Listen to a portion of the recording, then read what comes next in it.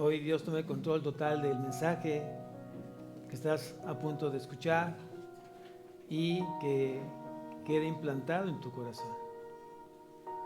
Señor mío, en esta mañana te damos la honra, la gloria de ti, Señor, por habernos permitido llegar a este lugar. Tenemos una cita contigo esta mañana. Hoy queremos escucharte, hoy necesitamos escucharte. Enséñanos a depender aún más de ti. Enséñanos a serte fiel, a ser perseverantes en aquello que tú nos has pedido. Hay cosas que tú conoces que todavía están arraigadas en mi corazón y me ha sido difícil entregártelas. Te pido, Señor, que en tu amor y en tu misericordia me limpies de todas estas cosas que hoy me están estorbando por mantener mi paso firme contigo. Ayuda a mi incredulidad. Tú sabes que a veces mis temores son grandes, mis miedos son grandes y te ofendo a ti, Señor, porque dejo de verte a ti y pongo mis ojos en la tormenta, en el desierto. Ayúdame, Señor, a que crece a mí esa confianza en ti, Señor. Hoy te necesito, Señor, más que nunca. Hoy necesito que tu presencia se manifieste en mi vida. Hoy necesito ver esa luz al final del túnel, Señor. Ante tanta oscuridad que hoy está en mi vida, Señor, yo necesito de tu luz. Necesito de tu vida. Necesito de tu aliento. Hoy, Señor, pongo mi corazón en tus manos. Cámbialo. Cámbialo, Señor. Y pon un corazón como el tuyo. Un corazón de carne, sensible. Un corazón entendido. Un corazón receptivo. Y un corazón dispuesto a hacer siempre tu voluntad. A ti sea la gloria, a ti sea la honra por los siglos de los siglos. Amén. Amén. ¿Pueden tomar asiento?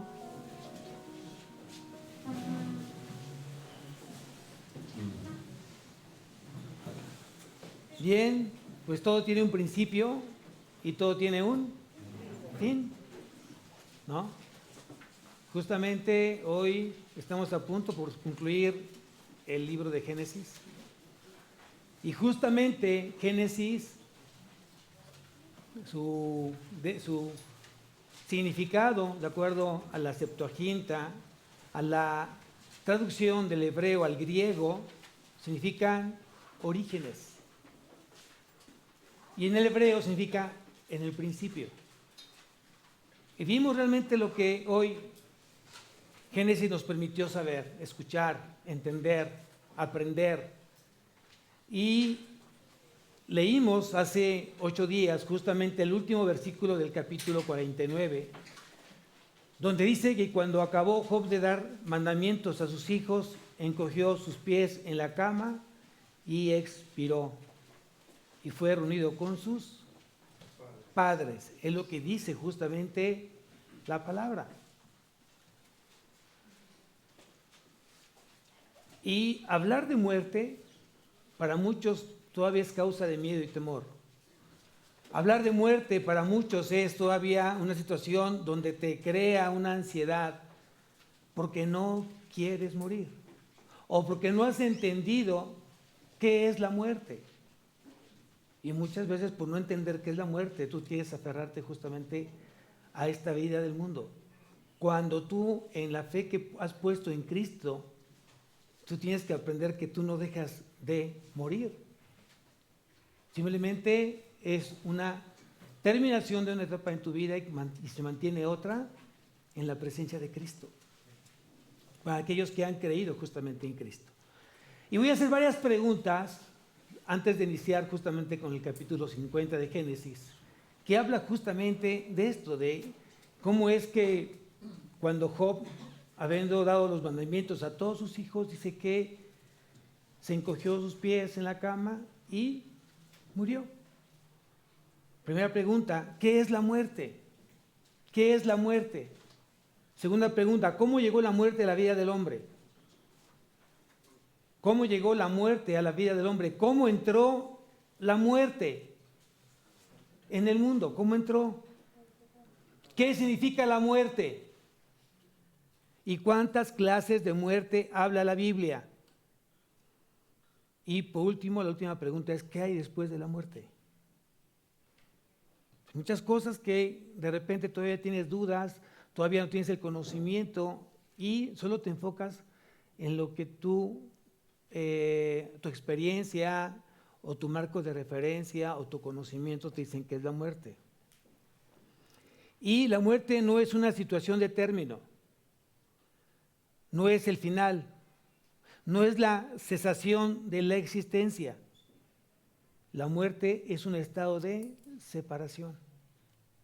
La muerte es un estado de separación del alma y del espíritu del cuerpo. Quiero que me acompañes porque vamos a ver algunos versículos que nos va a dar más luz respecto a lo que estoy hablando esta mañana. Primeramente quiero que me acompañes a Eclesiastés capítulo 12. Pon una marca a Génesis porque vamos a regresar obviamente a Génesis. Y acompáñame a Eclesiastés capítulo 12.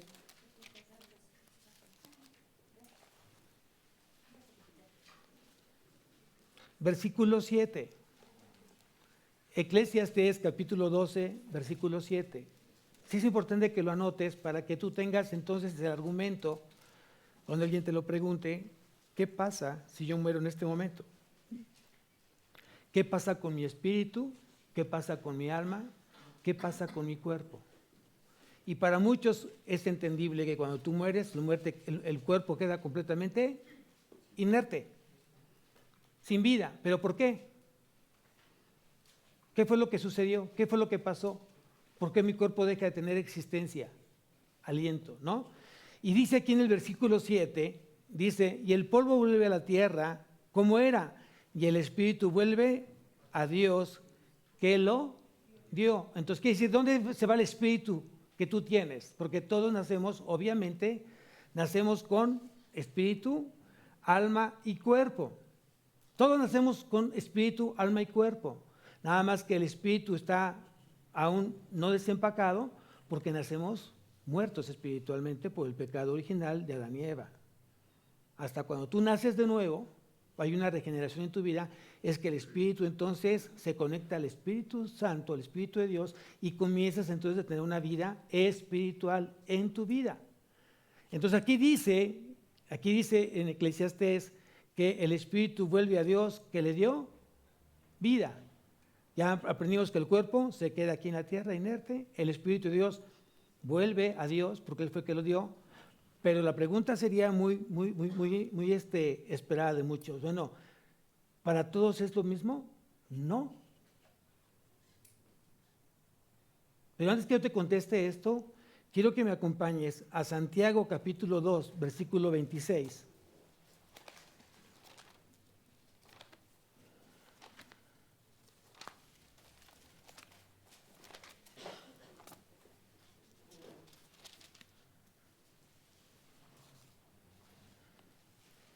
Santiago capítulo 2, versículo 26. Y mira lo que dice ahí.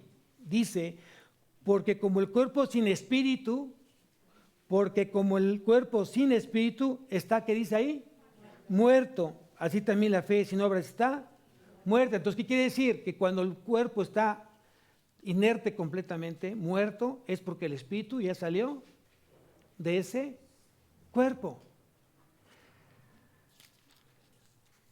¿Qué pasa con el alma? Sigo todavía sin contestar si es para lo mismo, para todos el espíritu que regrese a Dios. Ahorita todavía no contesto esa pregunta. Quiero que me acompañes a Mateo capítulo 10.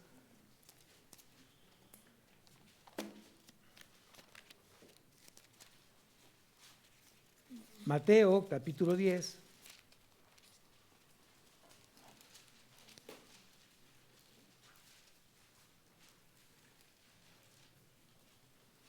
Vean lo que dice el versículo 28. Mateo 10, 28.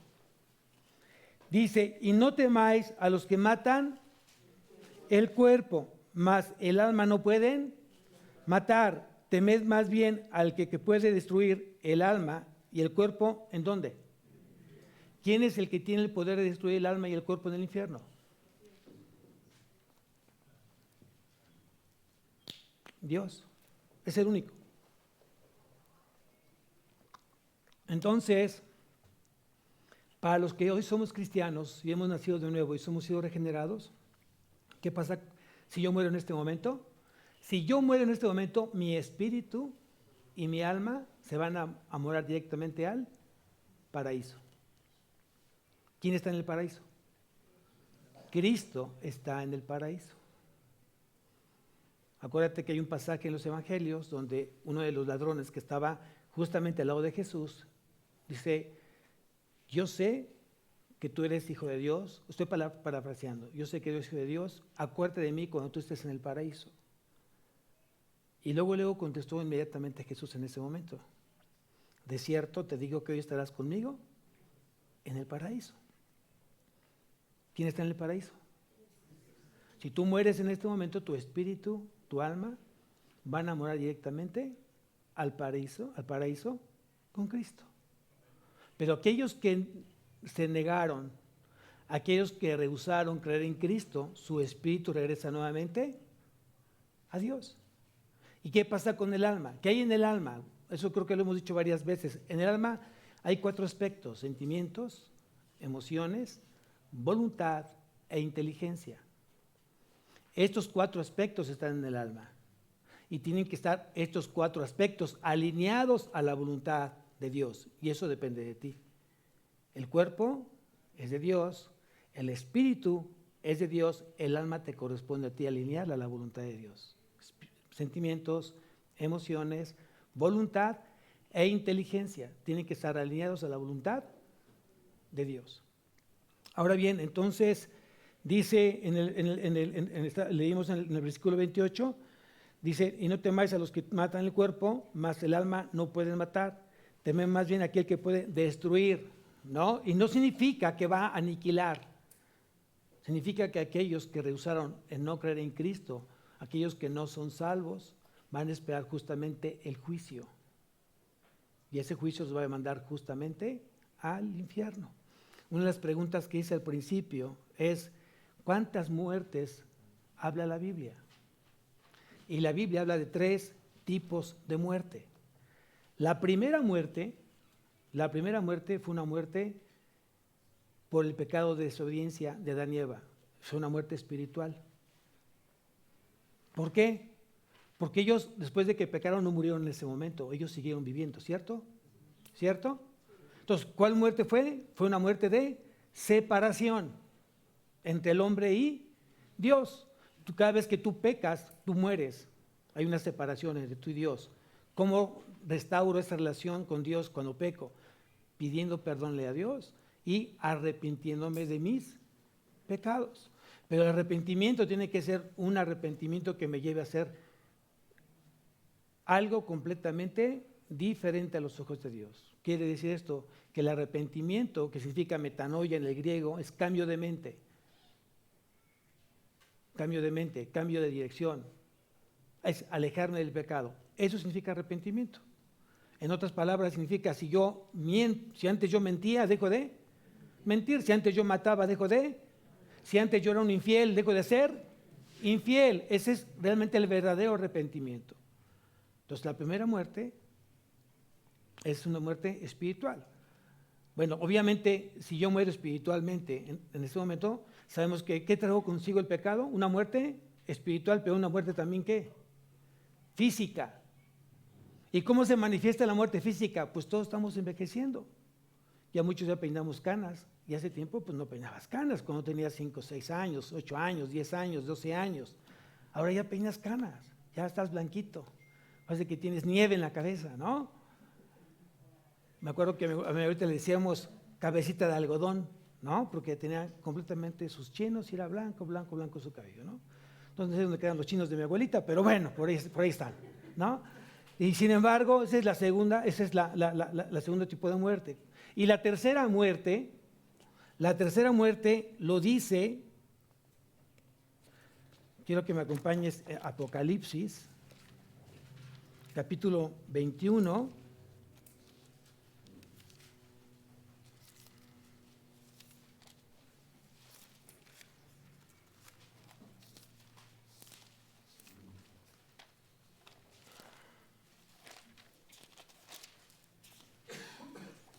Versículo 8.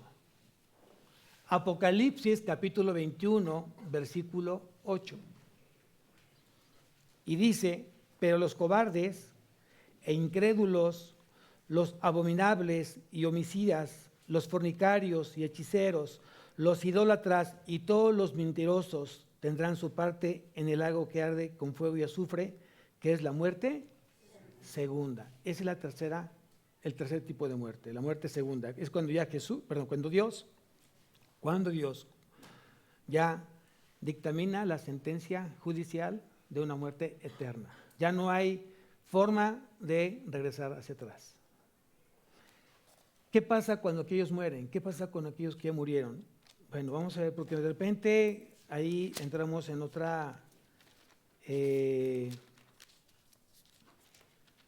desconocimiento por la ignorancia de no leer la palabra. En Hebreos capítulo 9, versículo 27,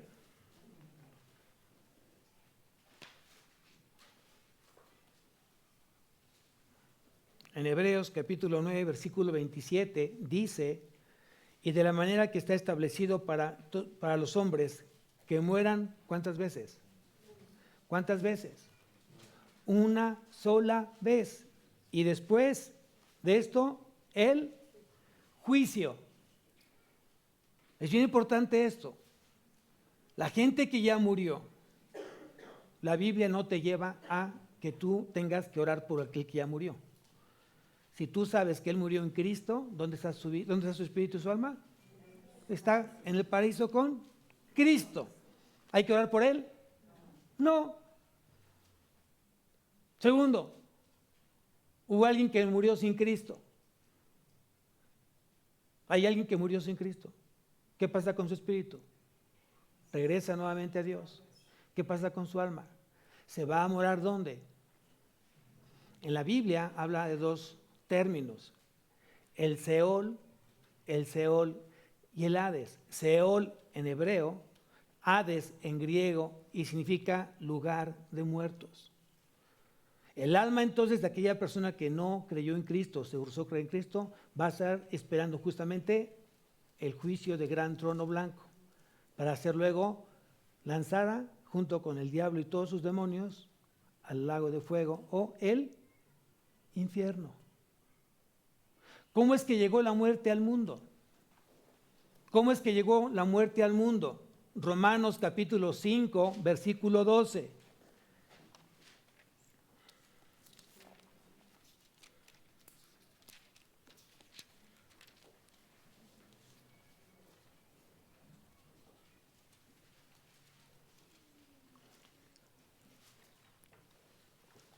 Aquí te invito para que leas con mucho cuidado el versículo 12.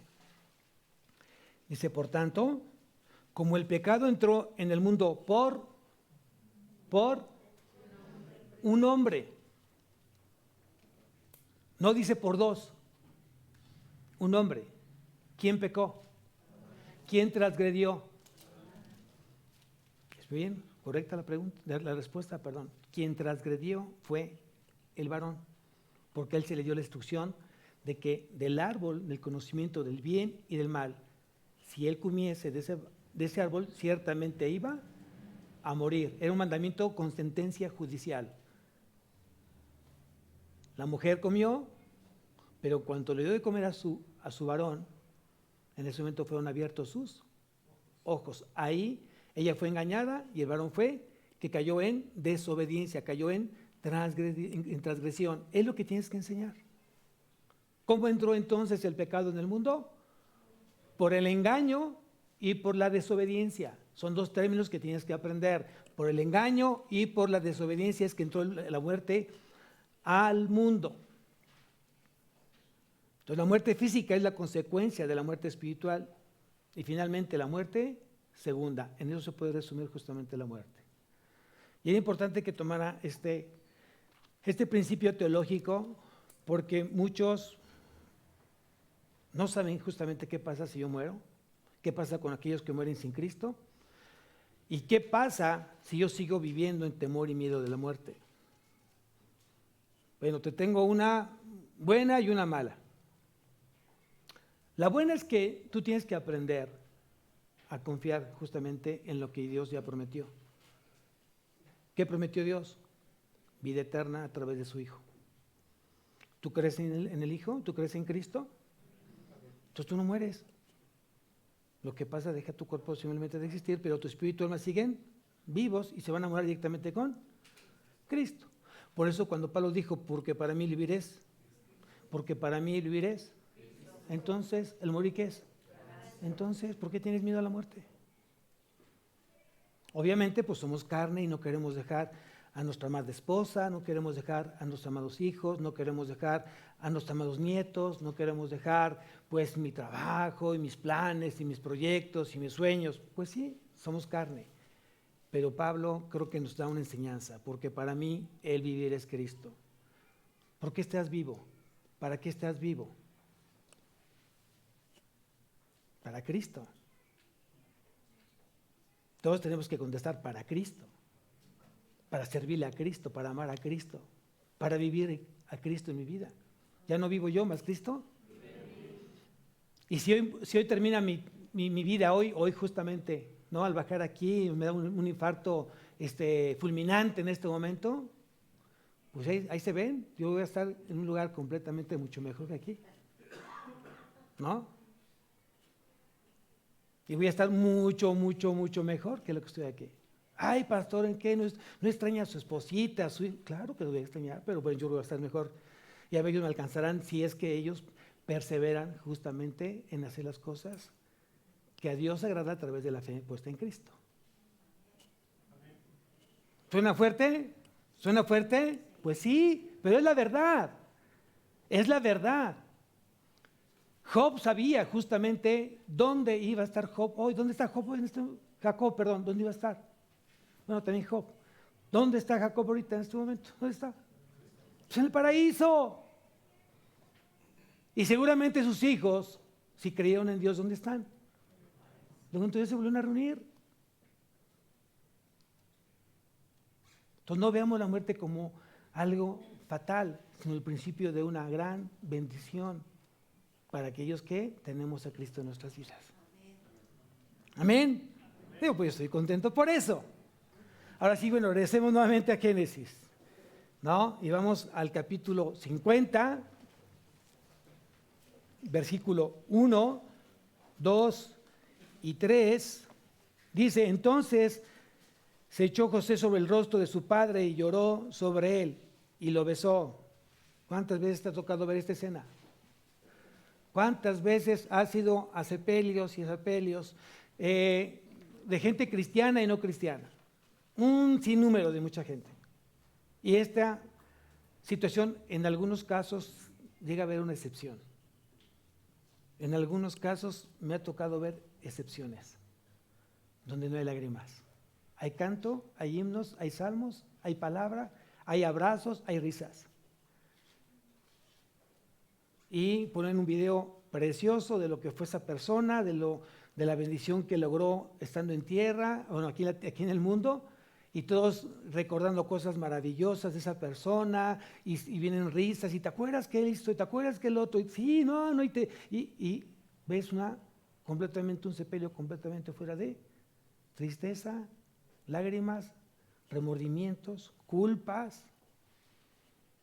Cuando ves la otra cara de la moneda, de gente que tuvo la oportunidad en vida de pedir perdón y no lo hizo, cuánta culpabilidad tiene en ese corazón. Y están llorando, tomados del ataúd, y llore, y gritando, porque me dejaste, no me dejaste herencia, y bueno, un sinnúmero de cosas. No, en serio, parece un modo de risa, pero es la verdad. Ahí empiezan a sacar todo ese odio, toda esa amargura que estaba por años guardado en su corazón. Y aquí yo creo que a lo mejor fue las lágrimas de José, unas lágrimas de agradecimiento, de saber, fíjense, hoy entendemos más mal las cosas o la voluntad de Dios o los principios de Dios. José fue instruido siendo niño en la palabra de Dios. Instruye al niño en su camino y él cuando fuera viejo no se apartará de él. Y ahí puedes ver a un José, un varón de Dios, un varón que tenía una relación con Dios y yo creo que su papá hizo bien su chamba desde casa, desde cuando estaban los hijos pequeños. Y no dejó de instruir a su hijo.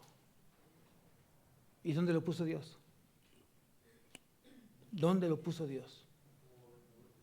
Y yo creo que estas lágrimas era de agradecerle a Dios por ese hombre que había partido y que en poco tiempo él iba justamente a alcanzarlo. O sea, la tarea que hoy te dejo a ti como papá es que conoce a tus hijos y que ellos tengan, si tú tienes que partir, dejar esta tierra en el tiempo que tiene que ser, que tus hijos realmente digan, de verdad, cómo valoro los principios que mi padre me enseñó respecto a Dios. Eso es fundamental en la vida de todo varón, porque el varón es responsable de darle justamente esa instrucción a los hijos. Y la mamá se encarga de dirigir esa instrucción. Así lo dice la palabra. Amén. Luego entonces dice, versículo 2, y mandó José a sus siervos, los médicos, que embalsamasen a su padre, y los médicos embalsamaron a Israel. Y le cumplieron 40 días, porque así cumplían los días de los embalsamados, y lo lloraron los egipcios 70 días. ¿Qué significa? Bueno, primeramente sabíamos que, y tú sabes que de acuerdo a la historia, Egipto fue un país, una nación que se especializó en embalsamientos. Hasta el día de hoy siguen encontrándose, ¿no? Embalsamados o momias, y pues realmente ellos hacían un buen trabajo, ¿no? Los ponían por 40 días en líquidos especiales para guardar el cuerpo por mayor tiempo, porque ellos pensaban, según la tradición pagana, que ellos iban a resucitar, iban a estar en otra vida y demás. Entonces ellos hacían un buen trabajo hablando de una manera médica. Y obviamente José quiso evitar la parte pagana y tenía yo creo que sus propios médicos para evitar el ocultismo, para evitar la parte ritual, y porque él tenía una fe diferente que los egipcios. Y por eso dice que él puso a sus propios médicos. Y esto, si lo ponemos justamente en nuestro contexto de hoy, significa que cuando alguien muere en Cristo, teniendo dos corazones diferentes, los que creen en Cristo y los que no creen en Cristo, ¿no? De repente ahí empieza una polémica. ¿A quién invitamos? ¿Al padre o al pastor? ¿No? Y ahí empieza el pleito, ¿no? Pero cuando realmente tú has trabajado y has orado mucho, Dios de verdad te honra, ¿no? Y te dice, ¿sabes qué? ¿Cuál fue la voluntad del muerto? Bueno, que se le honrara a través de cantos, de himnos, de salmos, y que viniera el pastor justamente a lanzar la red para aquellos que están tristes y aquellos que no han sido alcanzados. Y los demás se quedan callados. Los que no han trabajado esa parte en oración, pues van a tener que decir, bueno, para no entrar en contienda, al fin que ya están muertos ahí, ya no me interesa lo que hagan con el cuerpo. Yo los disfruté en vida y ahí se queda, ¿no? Pero creo que hay cosas que tenemos que ir como que pensando, orando, y qué va a pasar cuando muere. Vamos a pensar, mi mamá, ¿no? Que tenía dos clases de hijos, los que éramos creyentes y los no creyentes, ¿no? ¿Qué se hacía? Mitad y mitad. 3 horas para que el pastor hable y 3 horas para que el cura hable. No. Fue algo que realmente le doy gracias a Dios por eso y no hubo necesidad. Los demás guardaron silencio y se hizo tal como Dios mandó. Punto. Así fue. Entonces, aquí José quería impedir justamente que se ocupara el cuerpo de su padre en hacer cosas totalmente diferentes que fueran contrarias a la fe de él. Y dice también que los egipcios le dieron 70 días de duelo. ¿Por qué? Bueno, seguramente Seguramente Jacob había hecho algo extraordinario, había sido un digno visitante de ellos, al cual le aprendieron muchas cosas, y los egipcios lo honraron. Los egipcios le honraron.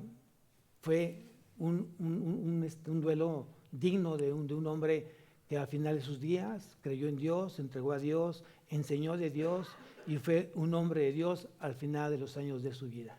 Y ahí está la prueba, aquí está la prueba. Cuando una persona que no conoce a Cristo y por ti conoce a Cristo y le da la gloria a Dios a través de tu testimonio, qué hermosa es ser.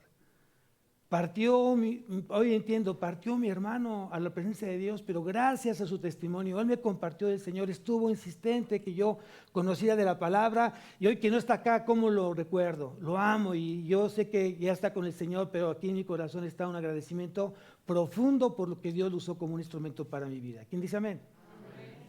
Así es como yo creo que tienes que trabajar tú, y que no digan, qué bueno que ya se murió, porque, ay, Danita, ¿no? No aguantábamos, ni si él se aguantaba, ¿no? Se levantaba con una carota y se dormía con una más grandota, ¿no?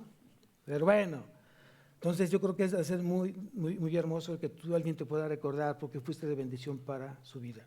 Sigo leyendo, versículo 4. Y pasados los días de su luto, habló José a la casa de Faraón, diciendo: Se ha hallado ahora gracia en vuestros ojos, os ruego que habléis en oídos de Faraón, diciendo: mi padre me hizo jurar, diciendo: he aquí que voy a morir en el sepulcro que cavé para mí en la tierra de Canaán, allí me sepultarás.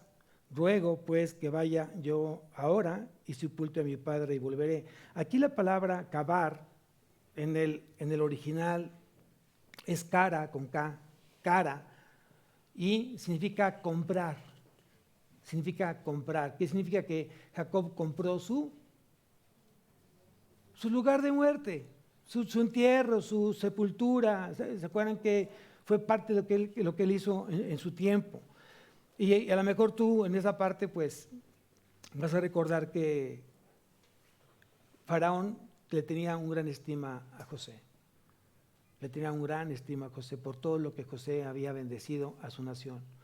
Esos 7 años de escasez, esos 7 años de hambre, fueron salvados, fueron realmente, pasaron con mucha vida, sin muerte, porque José había dicho que venían 7 años de abundancia, donde tenían que ahorrar lo más que se pudiera.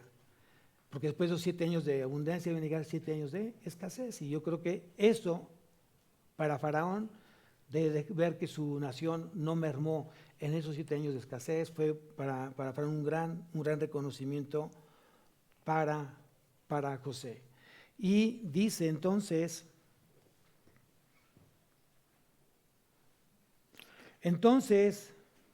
versículo 6, y Faraón dijo: ve y sepulta a tu padre como él te hizo jurar. Entonces José subió para sepultar a su padre, y subieron con él todos los siervos de Faraón, los ancianos de su casa y todos los ancianos de la tierra de Egipto, y toda la casa de José y sus hermanos y la casa de su padre. Solamente dejaron en la tierra de José sus niños y sus ovejas y sus vacas. Bueno, ¿esto qué significa? O sea, seguramente, no lo dice literalmente la palabra, pero queremos pensar que Faraón no quería perder a José y dijo: bueno, más vale que se queden aquí los nietos y así es seguro que regrese y no me deje aquí, ¿no? Porque obviamente pues sabía quién era José, un hombre de una gran sabiduría, y quería él seguir contando con su apoyo. Entonces dijo: pues déjame aquí a tus nietos, yo cuidaré de tus ovejas, de tus vacas, de tu ganado, y tú veías lo que tengas que hacer y sí, aquí te esperamos. O sea, de una manera, no lo dice la Biblia, pero a lo mejor pensamos que pudiese ser de esa manera lo que pensó Faraón, ¿no? Aquí sigo leyendo, y llegaron hasta la era de Atad, que está del otro lado del Jordán, y endecharon allí con grande y muy triste lamentación. Endecharon significa cantar cánticos tristes, que vienen de un dolor, significa endecharon.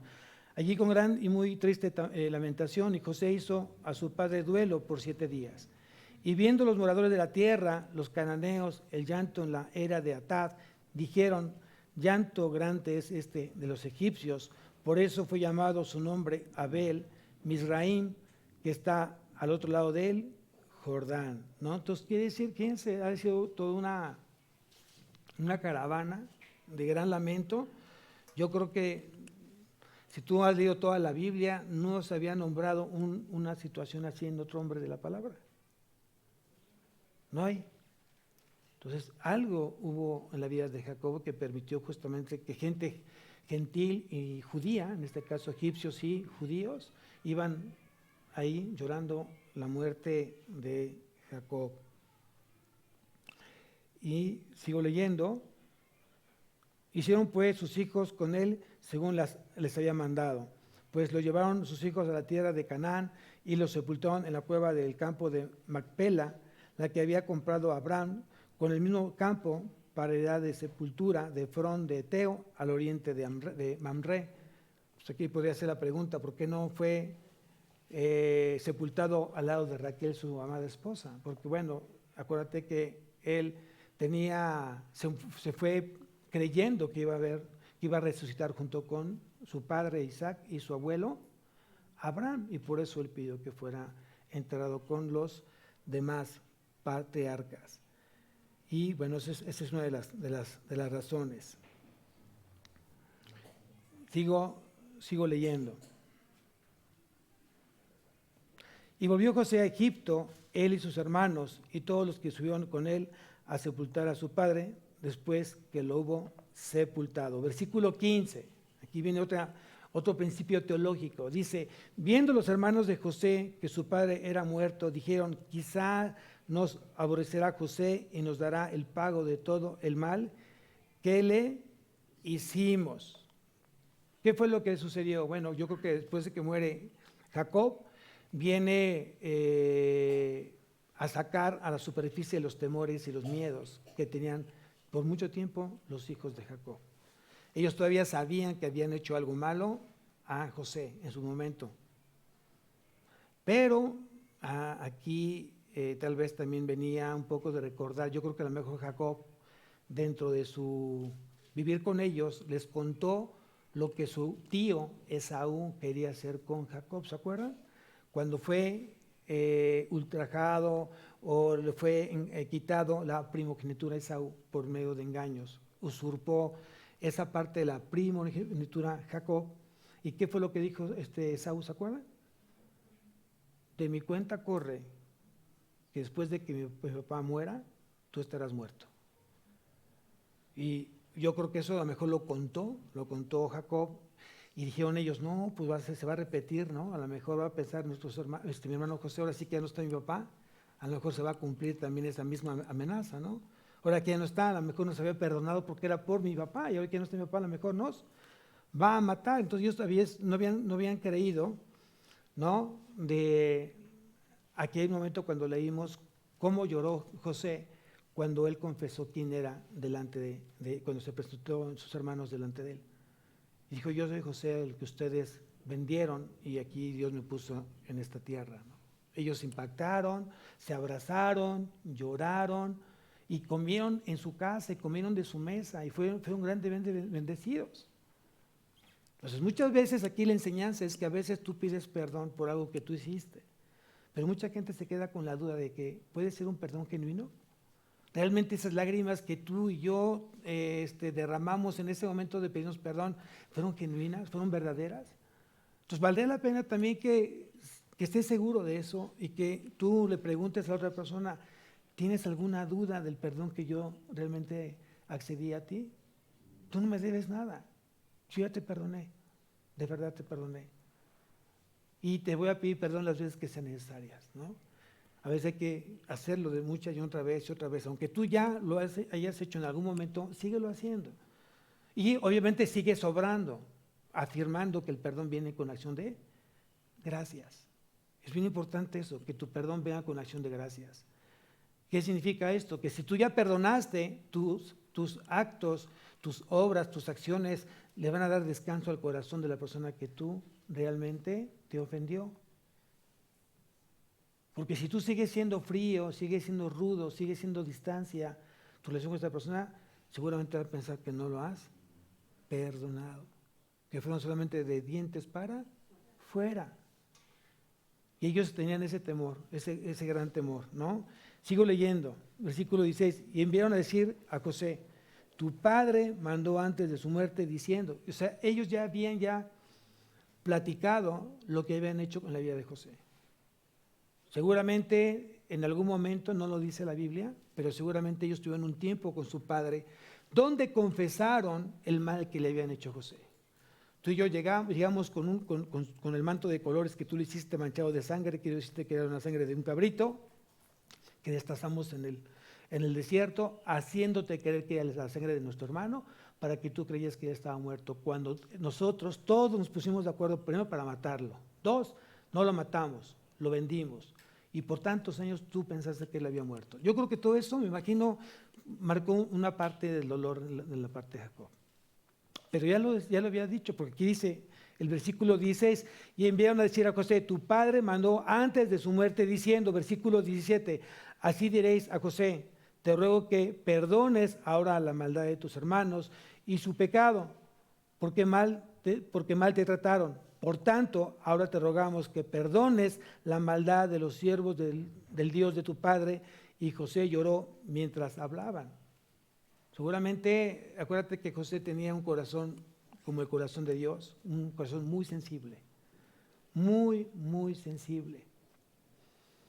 Y tal vez le dolió que no que tuvieran como esta excusa de decir: mi papá lo supo y mandó este mensaje cuando ella estuviera para que tú no hicieras nada contra nosotros. Yo creo que más le dolió que no hayan creído justamente en su perdón de su corazón y que ellos albergaban todavía ese temor y miedo del que pudiese hacer cosas malas contra ellos.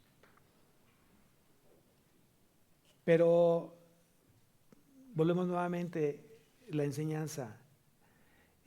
Aquí es la primera vez que se menciona la palabra perdón. Si tú has leído anteriormente la Biblia, y si te recuerdas, no hay otra palabra, o sea, la palabra perdón no está puesta antes, es la primera vez que se pone la palabra perdón. Hay una palabra que es como un sinónimo, ¿no? Si he hallado gracia en tus ojos, ese sería un sinónimo de perdón o perdóname.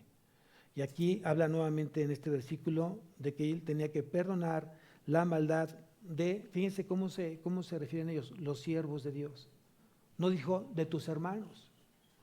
Aquí venía a cumplirse o a ratificar el sueño de José, que todos sus hermanos, incluyendo sus padres, iban a estar postrados delante de José. ¿Ese sueño quién se lo dio? ¿Su orgullo? ¿Su altivez?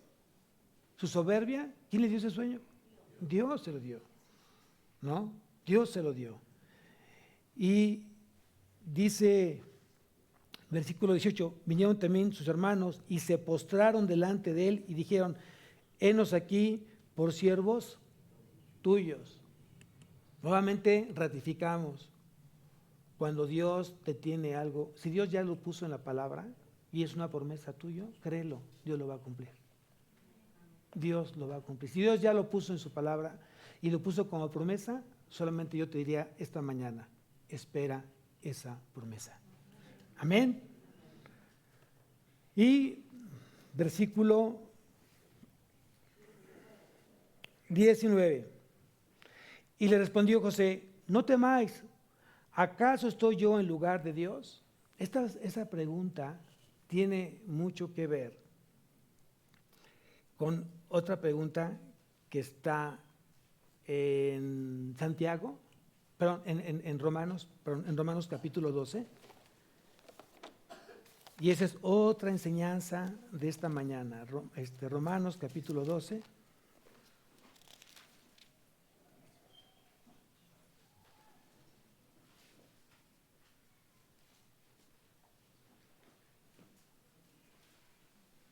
Vean lo que dice el versículo 19.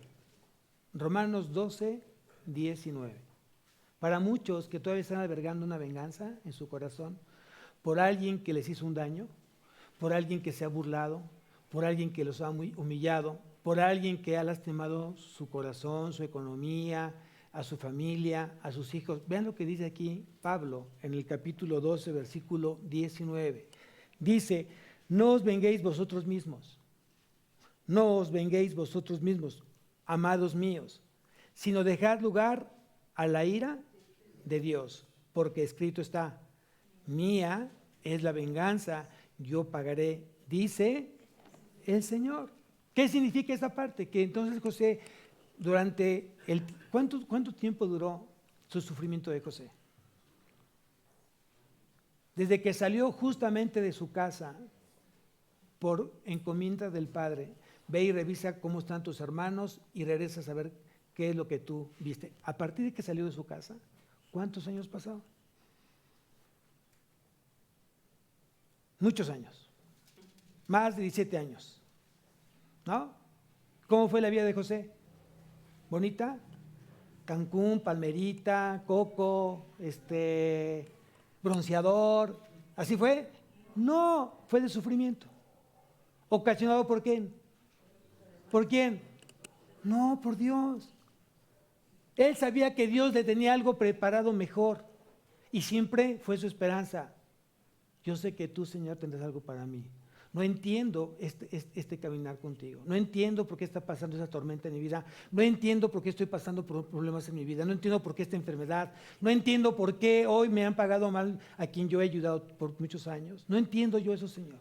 Pero tú sí lo entiendes. Solo te pido que me fortalezcas y me des justamente esa luz al final del túnel, porque yo quiero no deshonrarte, Señor. Quiero creer en ti por todo lo que tú tienes preparado para mi vida. Amén. Eso fue lo que yo creo que pensó y creyó y confió plenamente José. Porque sabemos que los que amamos a Dios, todas las cosas nos ayudan a bien. Esto es a lo que conforme al propósito de Dios hemos sido llamados. Es la parte que te toca todavía aprender y reconocer. Si estás en un momento todavía de luchas, de ese resentimiento, ese odio, ese coraje de aquella persona o aquellas personas que han abusado de tu buena voluntad, de tu buen corazón, deja la ira de Dios que se manifieste en eso. Tú no guardes venganza, no guardes amargura, que eso fue lo que José hizo. Guardó su corazón. Dice, guarda tu corazón porque del maná, sobre toda cosa guardada, guarda tu corazón.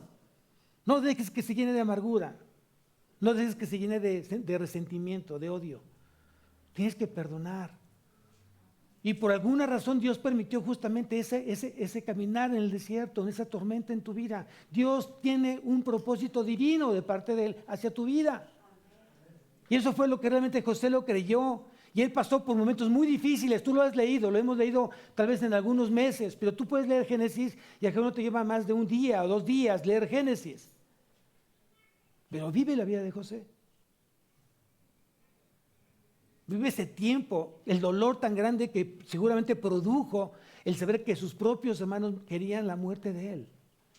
Ellos comiendo, echándose un cabrito ahí entre las brasas y oliendo esa cebollita. Y él estaba en esa cisterna completamente solo, sin comer nada, en la oscuridad total.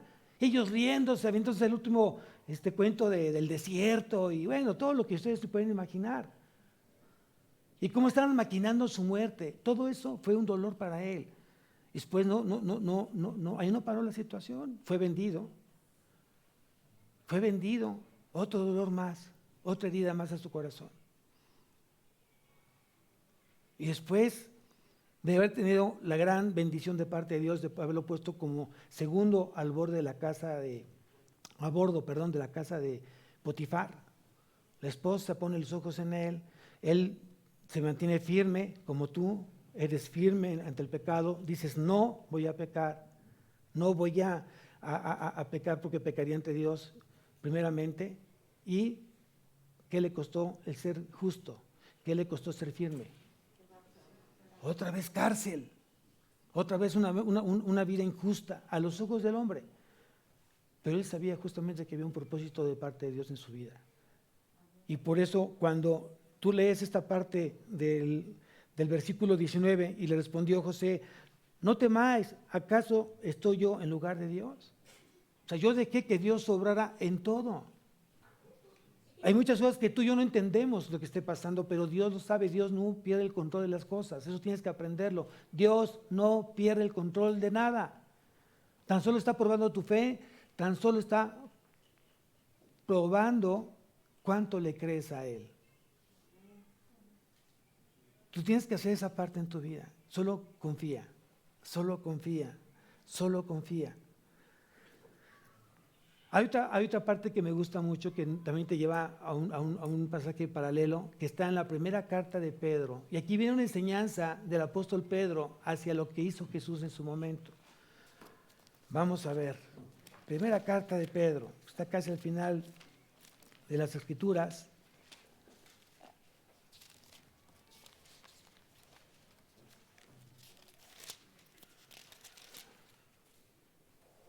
Capítulo 2. Primera carta de Pedro, capítulo 2. Y aquí viene otra enseñanza de parte de Jesucristo. Dice el versículo 23. Quien cuando le maldecían, ¿qué dice ahí? No respondía con maldición. Cuando padecía, no amenazaba, sino encomendaba la causa al que juzga justamente.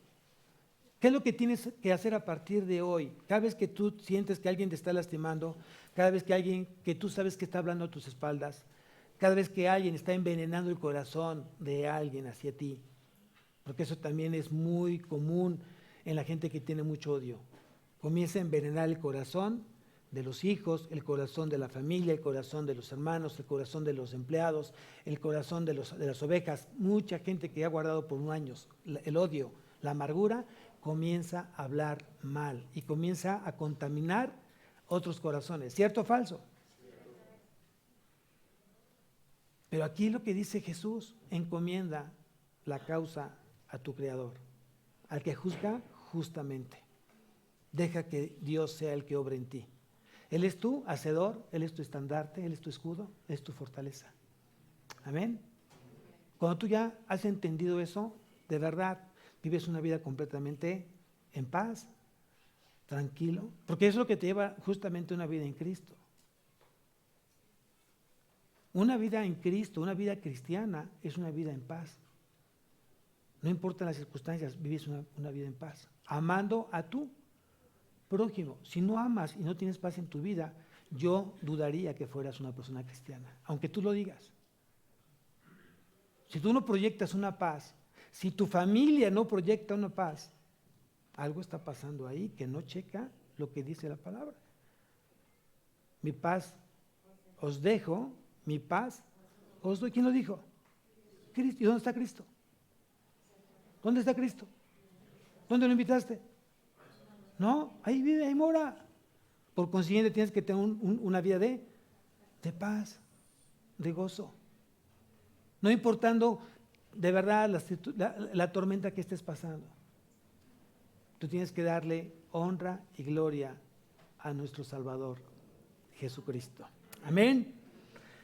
Y por último, dice, versículo 20, vosotros pensasteis mal contra mí, mas Dios lo encaminó a bien, para hacer lo que vemos hoy, para mantener en vida a mucho. Qué hermoso que tú puedas llegar al final del camino, al final de la tormenta, y pensar justamente en esta sabiduría, en este testimonio, en esta madurez espiritual. Esta es madurez espiritual. Te centraste justamente en las cosas positivas.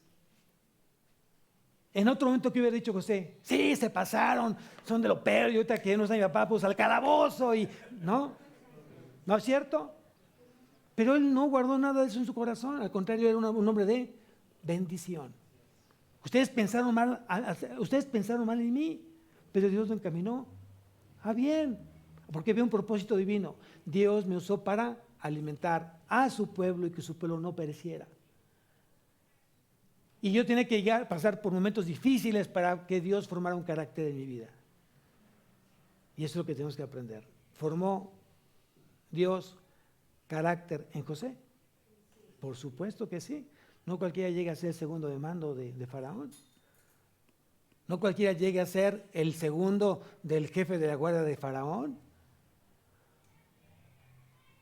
tuvo que haber sido una persona que había sido altamente enseñable, un corazón entendido, un corazón con espíritu enseñable, para que Dios lo haya puesto en ese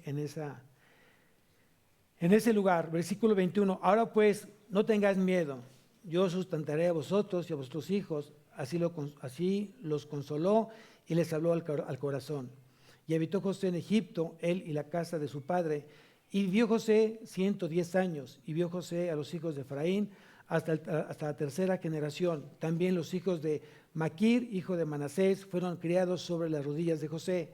Y José dijo a sus hermanos: yo voy a morir, mas Dios ciertamente os visitará y os hará subir de esta tierra a la tierra que juró a Abraham, a Isaac y a Jacob.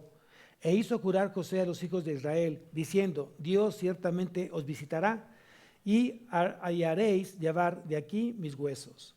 Y murió José a la edad de 110 años, y lo embalsamaron, y fue puesto en un ataúd en Egipto.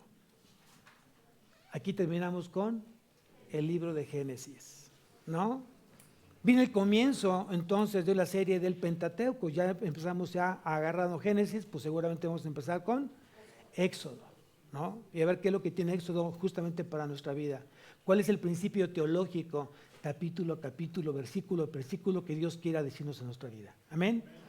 Hoy aprendimos justamente muchas cosas, que Génesis de verdad es uno de los libros más hermosos que tiene la Biblia, porque justamente habla del principio.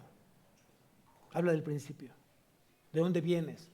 ¿Por qué vienes? ¿Y para qué vienes? ¿Cuál es el propósito de que Dios te haya creado? Ahí justamente fue lo que leímos en Génesis.